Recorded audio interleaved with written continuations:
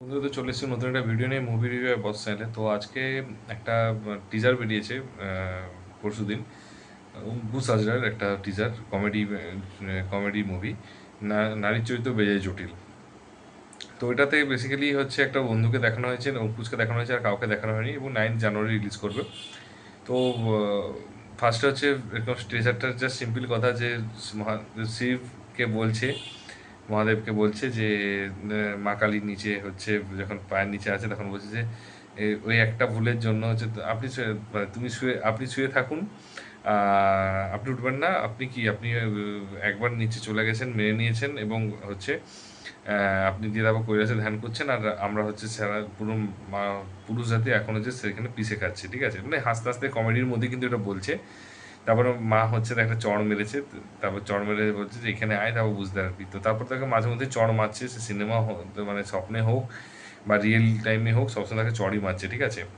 তো বেসিক্যালি এটা বুঝতে পারা গেল যে সে হচ্ছে একটা মানে প্রেমে পড়বে, এবং তাকে হয়তো বিয়ে করবে, এবং তারপরে তার সংসারে হচ্ছে ঝামেলা চলবে, এবং প্রত্যেকটা মুহূর্তে হয়তো মহাদেবের নাম বলবে। কারণ আমরা অ্যাকচুয়ালি মানে প্রেমের যদি বলা হয় যে প্রেমের যদি বলি যে, তাহলে আমরা কি বলি যে সবসময় যে শ্রীকৃষ্ণ বলি, কিন্তু যদি কখনো আমরা শিবরাত্রি মেয়েরা রাখে, এবং তারা কেন না শিবের মতো বর চায়।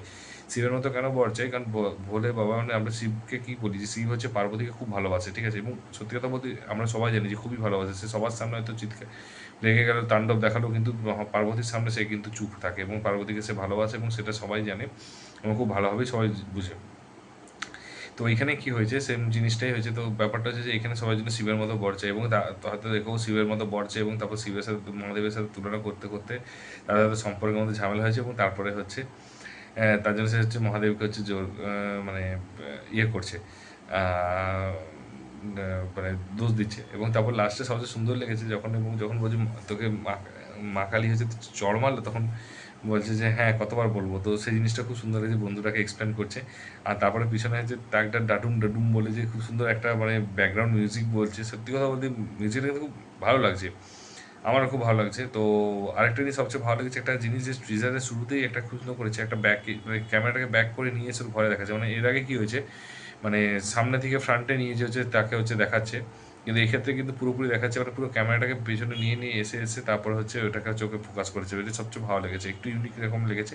আর সবাই যেন অঙ্কুশের কমিক টাইমিং, কিন্তু আমি একটা কথা বলবো যে বাংলায় যদি সব মানে হিরোদের যদি কমিক টাইমিং আর কমেডি অ্যাক্টিংয়ে যদি যদি সবচেয়ে বেস্ট হয়, আমি মনে করি সবচেয়ে বেস্ট কমিক টাইমিং কিন্তু হচ্ছে হিরোনের আছে, এই সরি অঙ্কুশের আছে। এবং অঙ্কুশের ওই কমিক টাইমিংয়ের জন্যই হচ্ছে কমিক টাইমিং, সত্যি কথা বলতে ও যে বিভিন্ন রিয়েলিটি শোতে যে ওর কমেডিগুলো করে, সেগুলো সত্যি কথা বলতে এন্টারটেন হয়, এবং সত্যি খুব ভালো লাগে।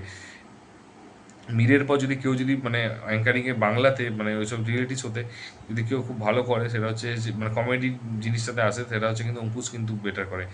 এবং তো আমি মনে করি যে আমার খুব ভালো লেগেছে টিজারটা, এবং 9 জানুয়ারিতে বেরোবে, মানে হয়তো প্রজাপতি 2 এর সাথে হয়তো এর ট্রেলার হয়তো অ্যাটাচ করতে পারে, হওয়ার চান্স আছে। তো দেখা যাক কী হয়।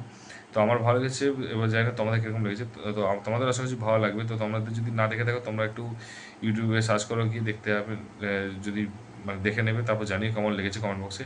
আর যদি অলরেডি দেখে থাকো, তাহলে জানিও কেমন লেগেছে কমেন্ট বক্সে। আর যদি ভিডিওটা ভালো লেগে থাকে, লাইক কমেন্ট শেয়ার করে দিও। আর যদি চ্যানেল নতুন হয় তো একটু সাবস্ক্রাইবটা করে দিও অন্তত পারলে। তো দেখা হচ্ছে পরের ভিডিওতে। ভালো থাকো, take care, tata, bye by.